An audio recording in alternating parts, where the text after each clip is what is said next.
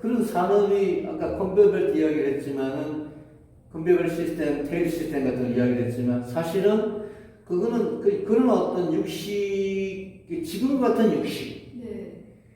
그러니까 옛날에 좀 더 소박한, 그러니까 19세기 이전 네. 소박한 육식은 뭐 아주 간단한 도축 같은 것이었잖아요. 근데 이게 대량 생산, 네. 그야말로 기계식 육식 산업으로 네. 바뀌게 된 거는 뭐 자본주의 탓이죠. 네. 자본주의가 뭐 먹는 의식주를 전부 산업화 시켰으니까 네. 그런 자본주의에 대한 어떤 반발, 자본주의에 대한 비판. 네. 그리고 이제 리프킨의 이야기는 그런 방향으로 이야기될 수밖에 없는 거죠. 네. 근데 리프킨은 그런 이야기는 하진 않아요. 네. 리프킨의 예를 들어 뭐 지구 환경에 관련된 책들을 보게 되면 심지어 뭐 이명박 대통령, 이명박 굉장히 지구 환경에 앞장서는 사람 얘기해가지고 나중에 좀 리프킨이 문제가 된 적이 있는데 리프킨이라는 사람이 사실은 어떤 그 체제 비판, 네. 육식이라는 것에 보다 근본적인 요인, 자기가 정치주의 이야기도 하고 남녀차별 이야기도 하는데 사실은 더 근본적인 그 배경이 되는 것은 단순히 어떤 문명론적인 의식주의 어떤 그 스타일 변화가 아니고 체제적인 의미의 근본적 요인이 있는 거죠. 근데 그런 이야기를 하지 않는단 말이에요, 리프킨이. 리프킨이라는 사람이 굉장히 좀 나이마다 생각을 저는 해요. 뭐 결론으로 예를 들어 저는 리프킨의 이야기가 자 그럼 육식을 하지 말자, 채식을 하자.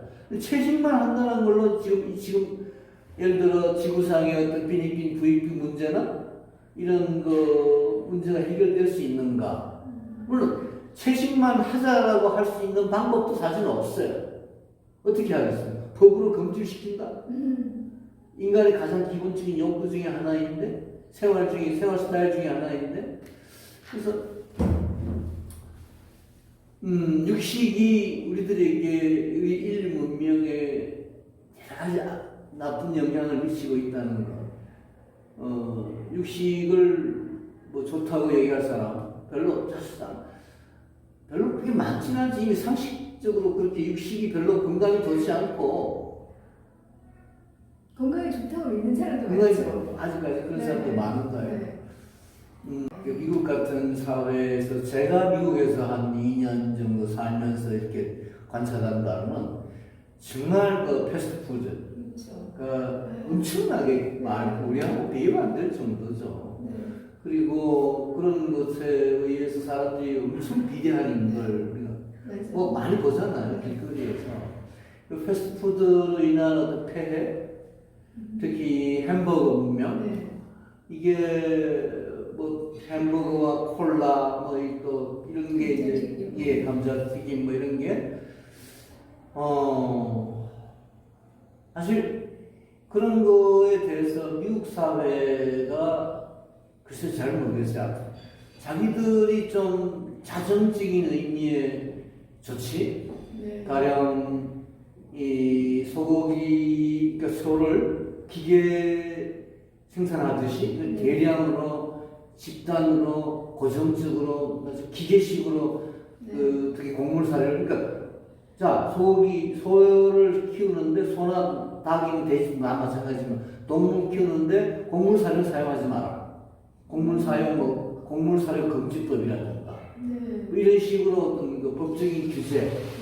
또는 그런 기계식 아주 좁은 공간에 네. 막 천천히 그냥 그렇게 소나 닭이나 막이 그 돼지가 움직이지 못하라고 해놓고 계속 그냥 거기다가 엄청나게 시멘트까지 넣는다고 그래요. 네. 뭐 그렇게 해서 막 산을 계속 찌우고 심지어 뭐 옥수수 GM 무슨 그 유전자 변이 하듯이 네. 뭐 소나 그 동물들에게도 그렇게 하고 뭐 심지어 뭐 닭 같은 경우에 부리를 뭐 이렇게 자른다든가 아니면 그런 뭐 이런 여러 가지 뭐라고 할까요? 뭐 참 반생물적인, 반조항적인 그런 거를 규제하는 법규. 미국이라는 나라에서 그런 법규가 있을 수 있을까라는 게 저는 의문이에요. 저는 그러니까 립킨은 그런 얘기부터 해야 돼. 미국에서 그런 이야기부터 해야지 자기가 뭐 한국에 와가지고 그런 헛소리 할 게 아니고 미국에서 그런 운동을 하든가 뭐 하여튼 간에 미국부터 그렇게 바뀌어야지. 근데 미국이 제일 그게 심한 나라인데 또 그걸로 인한 폐해가 제일 많이 드러난 나라인데 심지어 뭐 팬데믹 같은 거의 원인도 립킨은 그런 뭐 기후 변화로 보고 기후 변화의 요인 중에 하나가 제일 중요한 게 소고기라고 얘기하는 사람인데 구체적인 대안으로서 그러면 자 소고기 규제를 어떻게 할 것이냐 그런 얘기 별로 하지 않고 그렇죠. 조금 이렇게 나이버스 약간 제도적인 개혁이라든가 그런 거에 대한 주장보다는 끝으로 가면은 아까 무슨 콜드 이글이라고 그래가지고 우리가 눈에 보이는 풍력 뜨거운 핫 이글이 아니고 이제 고기 먹는 거는 당장 이것이 뭐 비밀적으로 보이지 않지만 알고 보면은 이제 이런 우리 일상의 변화 때문에 사실은 이게 지구가 점점 더워지고 이런 것들이 미래 세대에 해악을 끼치는 거잖아. 네, 그 미래 세대에 대한 뭐 사고를 안 한다거나 아니면은 그러니까 이제 그 제3세계라든가 그쪽 사람들의 기아에 내가 이제 뭐 일조를 한다거나 이런 것들은 눈에 당장 보이지 않는 거라서 이불이라고 생각을 안 하지만 이제 그런 콜드 이불에 대한 개념을 가지라는 그런 측면에서 이 책이 이제 주는 설득력 분명히 있지만 그 교수님 말씀처럼 이거 좀 제도적인 그 개혁에 대한 강조가 분명히 없는 건 맞는 것 같아요. 그 약간 개인의 결단으로 조금 유도하는 그런 측면에서 대중서로서의 의미는 있는 거죠. 그건 전 세계 누가 읽어봐도 그 육신 문화에 대한 그 근본적인 성찰을 하게 하는 힘은 분명히 있는 것 같고요. 그럼에도 불구하고 개인이 이제 점점 이렇게 이제 60에서 70을 돌아선다고 해서 이런 전체적인 그런 구조의 변화를 줄 수 있을지 그건 사실 약간 의문이긴 해요. 저는 립킨 이야기에 개인적으로 동의합니다. 립킨이 지적하는 그런 이 지구의 기貧困 문제, 가난한 사람들이 저렇게 우리 예를 들어 고기를 안 먹는다면 말하자면 선진국 사람들이 고기를 안 먹는다면 후진국 사람들이 다들 충분히 먹고 살 수 있는 게 후진국의 어떤 기아 현상도 선진국의 문제네요. 그렇죠. 네. 그런 이야기를 하는데 사실은 이게 그렇죠. 선진국의 문제죠. 후진국 사람들의 문제는 아니에요. 우리도 저 생각엔 한국 사람들 또는 중국 사람들 이런 사람들의 문제도 아니라고 저는 생각을 해요. 서양 사람들의 문제죠. 사람들이 수백 년 동안 그렇게 해왔고 또 그렇게 자기들이 그렇게 먹어왔고 그야말로 먹고 죽었죠. 그런 것을 그러니까 그런 어떤 문제의 좀 더 본질적인 측면을 립킨은 강조를 하진 않아요. 그러니까 이거 서양 문명의 문제다. 서양인의 문제다. 오히려 서양에서 이 문제에 대해서 뭔가 근본적인 말하자면 보다 그 체제적인 측면 이 양반이 립킨이라는 사람이 사실은 그 일종의 미래학자잖아요. 미래학자라고 하는 사람들이 미래를 이렇게 될 것이다 이렇게 될 것이다 이렇게 해서 이렇게 해야 된다 이런 식으로 얘기를 하고 다니는 사람들인데 사람이 거의 어떤 정치 지도자들 차원의 컨설턴트를 하는 소위 정치 컨설턴트라고 이제 아마 전 세계 우리나라에도 와서 대통령이나 만나고 이런 사람이지 이 사람이 무슨 그래서 굉장히 좀 저는 별로 좋아하진 않습니다 개인적으로 그리고 사실 우리나라에도 그런 사람들이 이미 있잖아요. 말하자면 책을 기업 형태로 책을 쓴 사람들. 우리나라에도 뭐 인기가 있고 내가 구체적으로 사람 이야기는 하지 않겠습니다만 한 열댓 명 일종의 회사처럼 뭐 박사급 사람들을 이렇게 고용을 해가지고 한 1년, 2년 한 주제를 가지고 이렇게 뭐 일종의 공전대 자료수사도 시키고 이렇게 했는데 근데 사실 자기 이름으로 책을 내는 그런 사람들이 있죠. 그래서 또 여러 가지 다른 방법으로 베스트셀러를 또 조작하기도 한다는 이야기 들었는데 이 립킨 같은 경우에 저는 이 사람이 구체적으로 내가 이 사람이 책을 그렇게 쓴다 안 쓴다 모르겠어요. 근데 이 사람의 어떤 저술을 읽을 때마다 이 사람 과연 혼자 이 작업을 해낼 수 있어요. 자료의 힘이 그죠. 다 네. 퍼센트는 걸로 다 적잖아요. 예. 그래서 많은 사람들이 이 사람을 도와줄 거, 네. 도와주는지 아니면 돈으로 사람들 고용해서 하는지 모르겠는데 아무튼 대중 항상 이 사람 책도 베스트셀러라고 하잖아요. 미국이나 유럽에서 베스트셀러가 되기 때문에 한국에서 베스트셀러가 된다고 꼭 그렇게 이야기할 수는 없겠지만 글쎄 한국 사람이 그런 책을 썼을 때 한국에서 과연 얼마나 통할지 그런 측면도 없잖아 있어서 조금 저는 그 립킨의 책을 읽을 때마다 좀 섭섭해요 사실은. 우리는 가령 예를 들어 노동의 종말 같은 책도 아직까지 우리들의 노동 문제는 립킨이 말하는 그런 AI 로봇에 의해서 또는 립킨이 말하는 3차 산업혁명 보통 우리는 그걸 4차 산업혁명이라고 얘기를 하는데 그런 어떤 거에 의해서 노동이 종말이 간다? 라는 측면을 우리 현실에서 또는 미국도 그럴 것 같은 미국에서도 사실 아직까지 많은 그런 이 하청 이 노동자들이라고 하는 존재들이 있잖아요. 그런 사람들에게 이제 노동 이제 안 할 거야. 노동할 필요 없어. 노동은 끝났어. 이런 식으로 얘기할 수 있는 건 아니지 않느냐는 생각이 저는 들어요. 네. 그래서 좀 뭐라고 할까? 좀 대중적인 이 임팩트 이런 걸 좀 탁탁 주면서 베스트셀러가 돼야 되잖아요. 뭔가 좀 자극적인 요소가 있어요.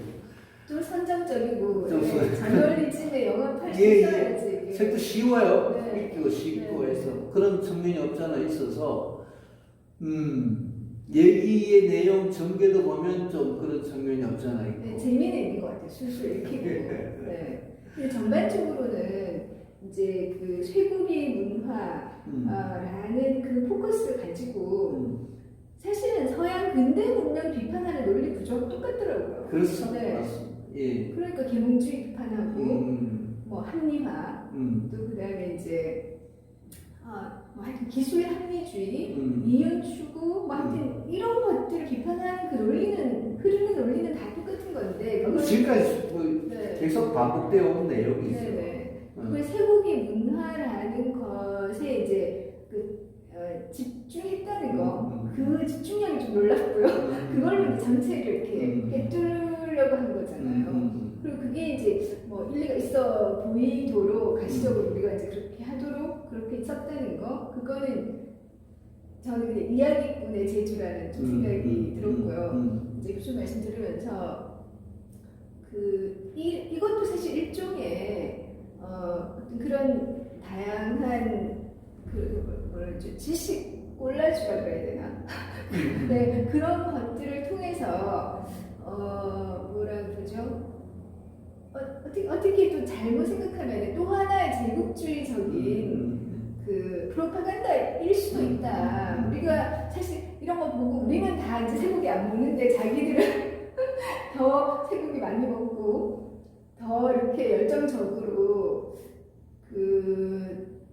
또 이제 자본주의 사회를 추동해 나가는 힘을 키우는 그런 이제 또 흑막이 있을 수도 있겠구나 이런 생각도 약간 또 하게 되나요? 네.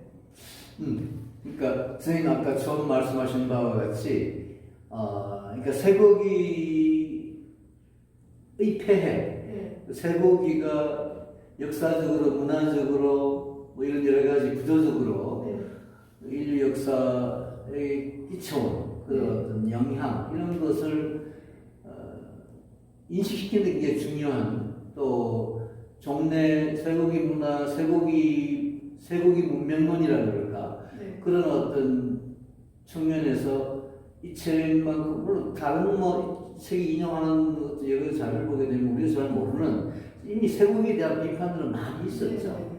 20세기 초부터 그런 거 있었어요. 뭐 이렇게 없던 시그레 정글 같은 소설도 있었고, 도축 문화의 어떤 그런 비인간적인, 비문명적인, 많이 야만적인 그런 이미 뭐 세아도 미국 같은 경우는 20세기 초반부터 시작해서 그런 얘기가 있어 왔죠.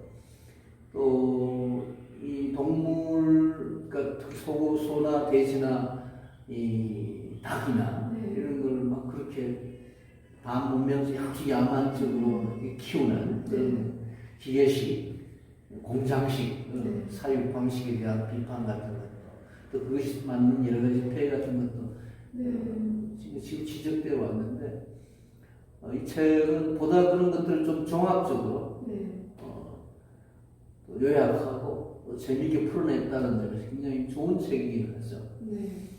그러나 결론으로 또는 대안으로 또는 극복 방법으로 어떤 문제가, 또는 이게 쇠고기 문명론이라고 하는 것도 크게 보면 근대 문명 전체, 자본주의 문명 전체, 산업화 전체의 구조적인 측면이라고 봐야 되는 부분이 없잖아 있고, 물론 그 점을 이렇게 무시하는 건 아닙니다만, 결론에, 그러니까 대안으로 얘기하는 어떤 그 방법론의 이야기죠. 자, 그럼 어떻게 할 것이냐?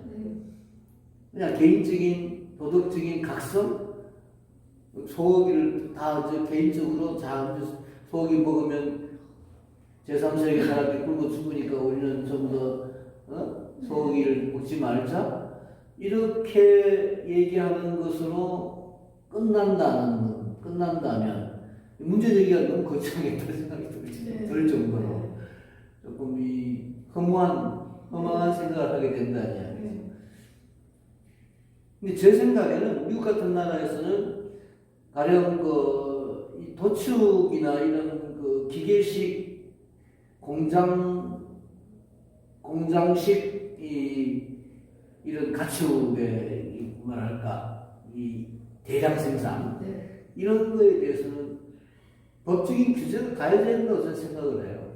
그렇죠. 네, 그건 금지시켜야 되고, 지금 같은 그렇게 또 뭐 동물 사료에 있어서 특히 곡물 뭐 또는 유전자 변이라든가 이런 어떤 것들, 특히 그런 것들을 먹이는 것도 금지시키고 그런 획기적인 어떤 그 대안이나 이런 것들이 나와야 되는데 특히나 그런 점에 대해서는 별로 그렇게 구체적인 대안 이야기가 오지 않더라고요. 저 충분히 가능하다고 생각하는데, 또 그런 어떤 문제, 입법운동이나 저항운동 같은 게 오히려 더 필요한 그런 게 미국 아닌가, 유럽 아닌가, 이렇게 생각이 되는 거죠. 우리나라 같은 경우에 사실은 뭐 흔히 지적되는 거지만 그렇게 이야기하잖아요. 자, 우리는 뭐 워낙 국토가 좁으니까 뭐 호주나 뉴질랜드나 미국이나 이런 데 가면 뭐 소들이 뭐 풀 뜯어먹고 사는 것을 그렇게, 그래서 뭐 이 맛있는 고기처럼 보이고 또 굉장히 좋은 고기처럼 생각이 되는 반면에 우리는 뭐 이 주변도 그렇습니다. 전부 뭐 오늘 아침에도 제가 산책을 바로 저희 집 바로 밭 위에 그런 막 소들이 거의 그러니까 송아지 때부터 시작해가지고 도축되기 전까지 한 군데만 앉아 있는 거예요. 움직이지도 못합니다. 그래서 계속 살만 먹고 이 살만 몸만 키워서 이제 도축장에 가는 거죠. 요새 보면 새벽에 보통 도축장에 가는 돼지나 이 소를 도축장에 끌고 가는 시간은 아주 이른 새벽이에요. 제가 새벽 한 5시쯤 이렇게 배를 끌고 산책을 하다 보면 그런 저희 집 주변에 그 기계식 공장식 이 소나 돼지나 닭을 키우는 데가 많습니다.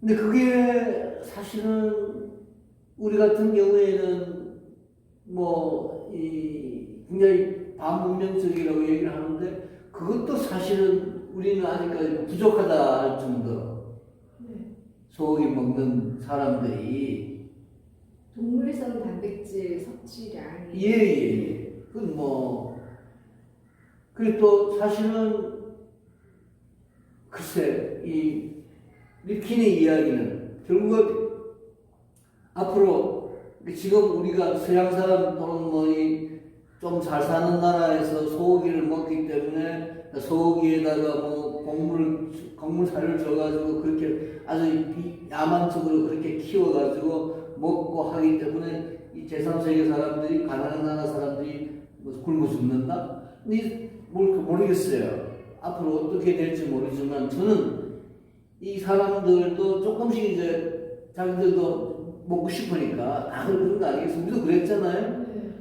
좀 경제적으로 좀 나아져서 어떤 방식인지 간에 좀 나아져서 사람들이 소고기를 먹게 될 겁니다.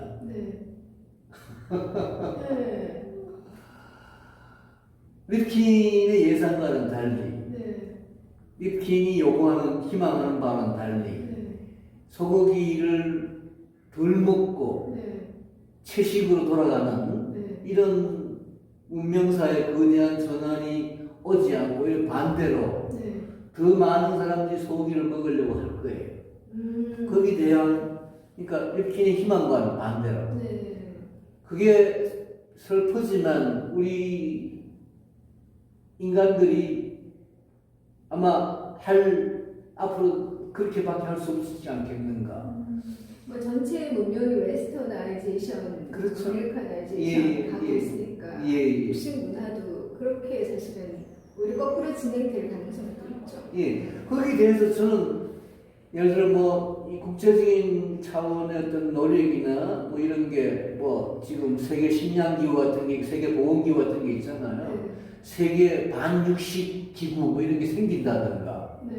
또는 미국이나 유럽의 어떤 그런 좀 지금까지 선진이라고 하는 나라들에서 그런 철두철미한 입법적인 규제로 인해 가지고 그런 걸 좀 통제하는 그런 어떤 정책이 생긴다든가 그런 변화가 없이는 이 후진국 사람들은 다들 그런 선진국에서 하는 걸 따라하는 그게 좋은 것이냐 또 그렇게 또 선전되고 있고 그렇잖아요.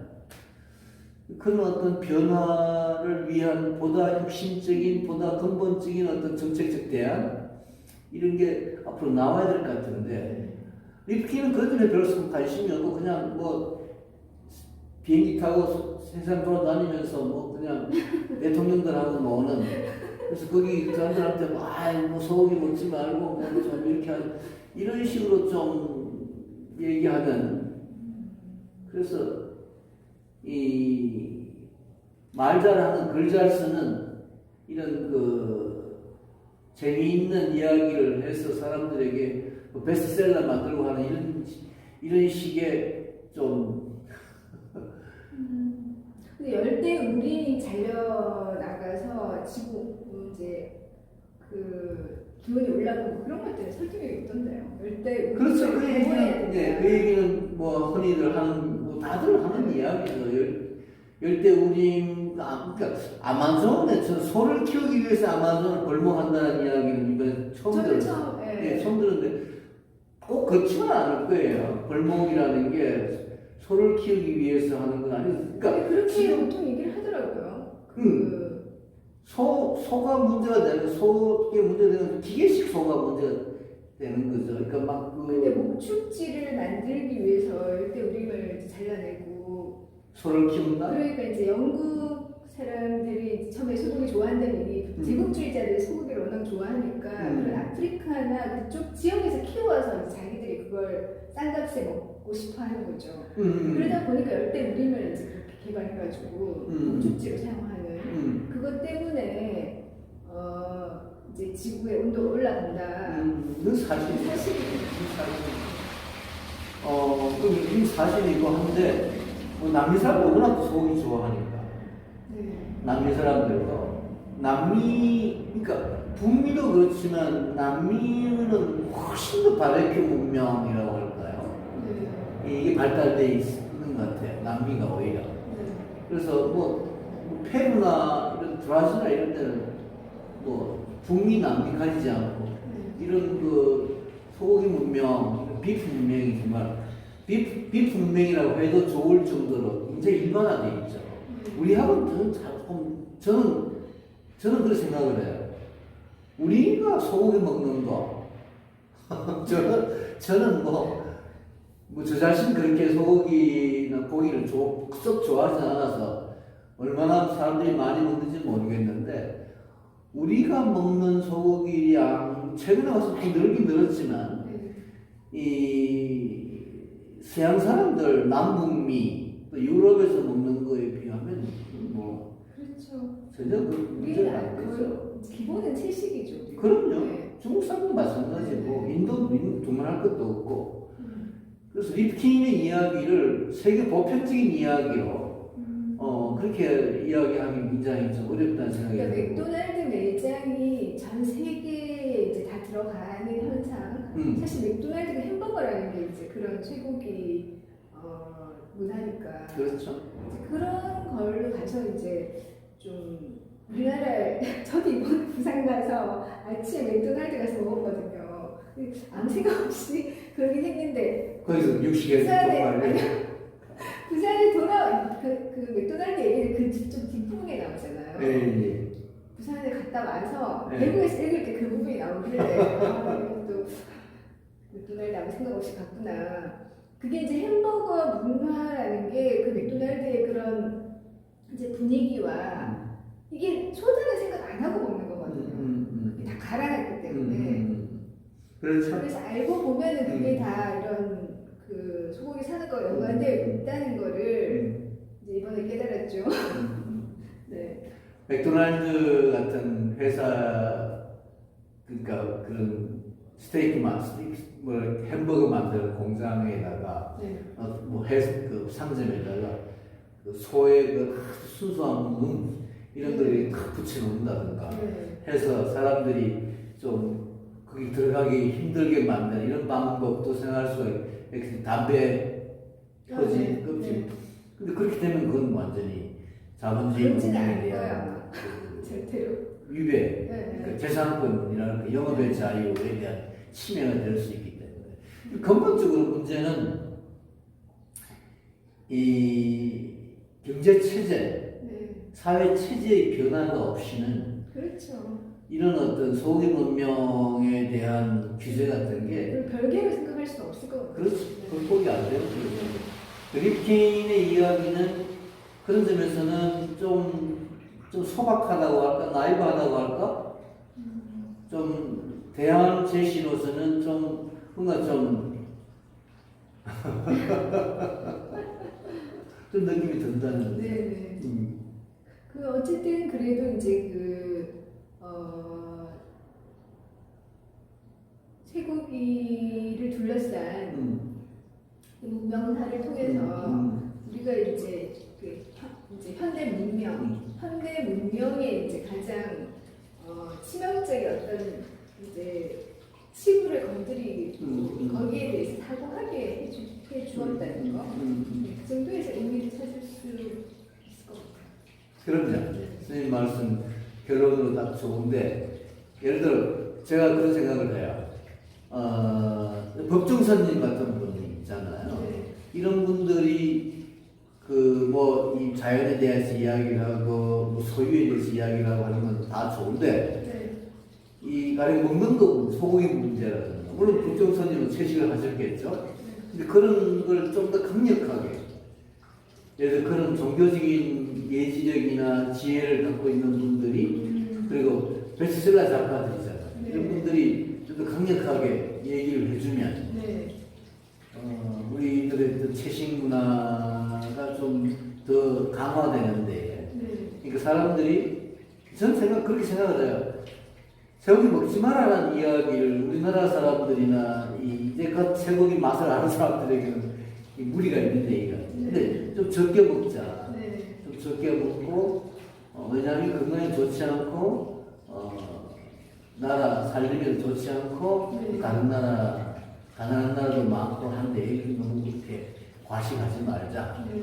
막 근데 뭐 요새 그야말로 먹방 문화라고 할 정도로 막 그 모든 이 텔레비전이나 이런 게 막 그 인터넷이나 이런 데서 먹는 것을 마치 뭐 우리가 먹기 위해 산다 식으로 그것도 막 엄청나게 이렇게 많이 먹는 네. 입을 막 크게 벌려가지고 음식을 확 집어넣는 이런 거를 강조하는 문화 같은 게 지금 우리 사회에 있잖아요. 네. 이런 거에 대한 반성 우리는 오히려 근데 사실 미국도 먹는 문화 먹방에 대한 그 텔레비전 방송 같은 거 이런 것들은 인터넷 방송 같은 게 많이 있고 네. 또 그 광고 선전 이런 게 굉장히 그 일반화되어 있기 때문에 그런 거에 대한 어떤 반성 규제 같은 게 나와요. 물론 뭐 립킨이 꼭 그렇게 이야기하지 않았다 해가지고 립킨이 좀 더 근본적인 문제 채식을 강조하고 육식을 좀 하지 말자라고 이야기한 것 자체로 립킨의 가치는 충분하고 그 다음에 뭐 정책적인 대안이 있는 것은 우리가 다르게 생각해볼 문제다라고 얘기하면서 립킨을 옹호할 수도 있는데 네. 저는 립킨이 좀 더 정책적인 그런 대안을 좀 말해줬으면 더 좋았겠나는 생각을 가지는 거죠. 네. 이 책에 약간의 이 책이 가진 딜레마가 또 하나 뭐냐면은 이제 끝까지 읽으면서 이 소고기 먹는 거 이거를 이제 고려해 봐야겠다라고 생각하기도 하지만 그 중간에 소고기 맛에 대한 그런 막 표현들 이제 그리고 인류가 얼마나 소고기를 통해서 이제 즐거움을 누려왔는지 이런 거를 또 묘사를 해놓으니까 그런 걸 보면서 다시 소고기가 이렇게 맛있는 거였지라고 또 해석하게 하는 측면도 또 약간 역으로 있긴 있더라고요. 그래서 근데 이제 뭐 그래도 이제 마지막까지 남는 거는 지금 우리가 이제 먹고 있는 소나 닭이나 이런 것들이 그러니까 이제 그 우리가 슈퍼마켓에서 그 아주 밝은 불빛 상품으로 나와 있는 그 모양 이전에 그 여러 가지 공정들이 그러니까 건강하지 못한 공정을 거쳐서 이제 거기 그게 나와 있다는 거 그런 것에 대한 인식이 좀 생기고요. 그리고 이제 실제로 이걸 꼭 먹어야만 안 먹고 살 수 있을 수도 있다라는 생각을 또 하기는 하더라고요. 이게 건강에 그러니까 필수적인 것은 아닐 수 있다. 뭐 하여튼 그 정도 생각은 좀 하게 되고 저는 제 개인적으로는 약간 심각하게 육식 자체에 대해서 이제 성찰을 해보려고 해요. 네.